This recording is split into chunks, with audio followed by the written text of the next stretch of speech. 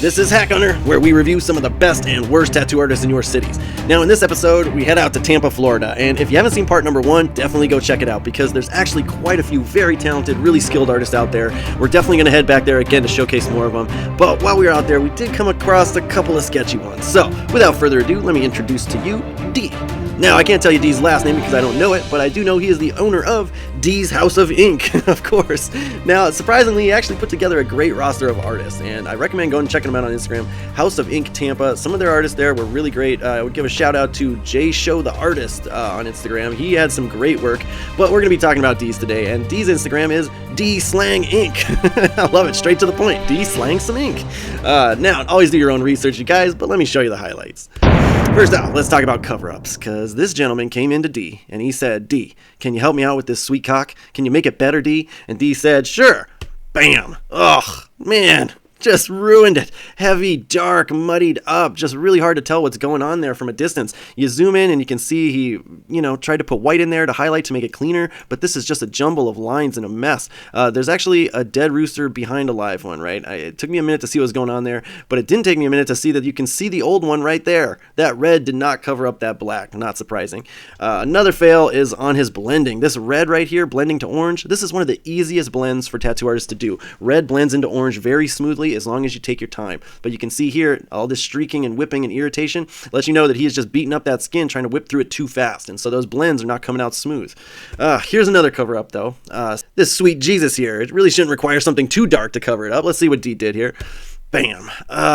Boy, this is just weird looking. This is the weirdest looking cardinal. I am not sure why he chose to not outline this. Maybe this was at customer's request, but it just misses the mark, especially on someone with dark skin like this. You're going to want an outline on pieces like this, especially a color piece. You don't want it to blend into their skin tone or get lost in their skin tone. You want it to pop out at them, and having that crisp outer edge is what's going to do that. So I'm not sure why he chose to outline just the beak or just parts of the eyes and the talons there, but yeah, it really just makes it look like it's a strange shape, and it's just really kind of soft and blurry looking. So overall, I give it a 0 out of 10, especially with that blending. That blending where he tried to blend this red into the gray wash and the pre-existing black, it just did not work.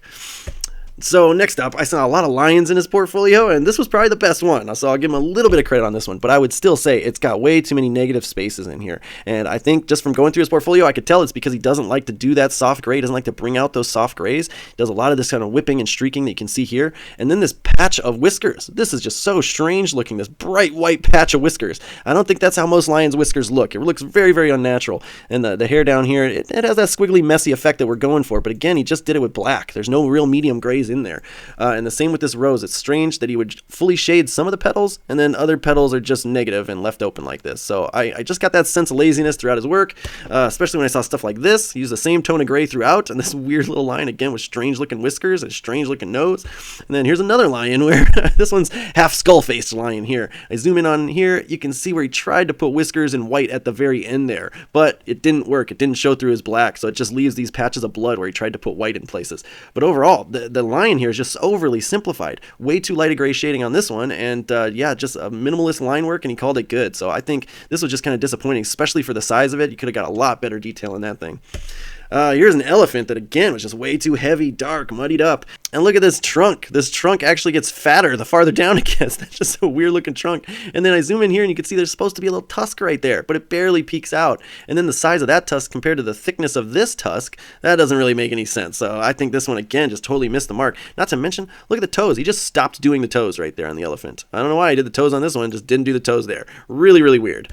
Here's another elephant that definitely misses the mark. You can see his attempt at doing greens and yellows in these jewels. It's all muddied up.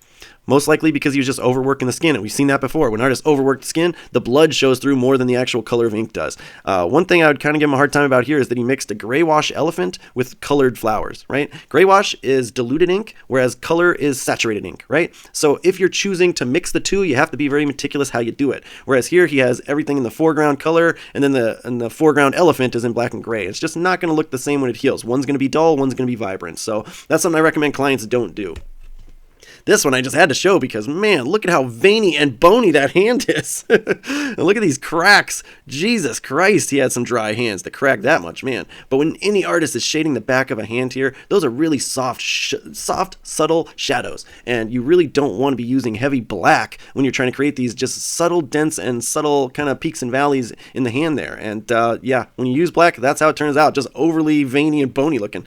And the background here, I would give him hell about too, because this could have been a nice scenery in the background, or it could have been a sunset, sunrise, whatever, but he just kind of lazily put some dashes, scratches of ink in there to call it a background. And I hate to see that. I hate to see it when artists just use some squiggles or some shading to take up large areas of room. It's just lazy.